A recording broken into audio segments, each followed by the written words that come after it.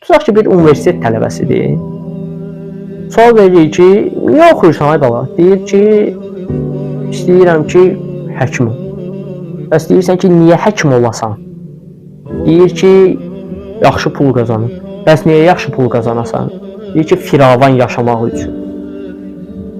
Yenə sual verirsən ki, yəni xoşbəxt olmaq üçün. Yenə sual verirsən ki, əgər bəs niyə istəyirsən ki, xoşbəxt olasan? Qayıdıb deyəcək ki, xoşbəxt olmaq üçün. Yəni son məqsəd məsələsi var da. Burada son məqsəd o tələbənin nədir?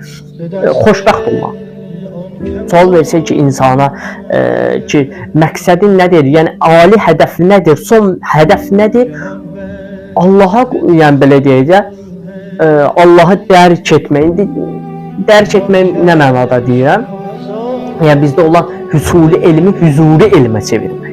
1, 2 kamil insan olmaq hamısı eyni şeydir, onsuz da. Yəni ki, burada ziddiyyət yoxdur. Yəni kamil insan olmaq da qısaca belə net.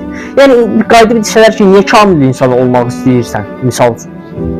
Ali hədəf odur, xoşbəxtlikdir. Sən yenə sual versələr ki, niyə istəyirsən də? Yenə deyəcəksən ki, ali hədəf budur, yenə xoşbəxtlikdir. Yəni məqsəd etibarilə son hədəf nədir? Allah'a qovuşmaqdır da. Allah'a qovuşmaqdır.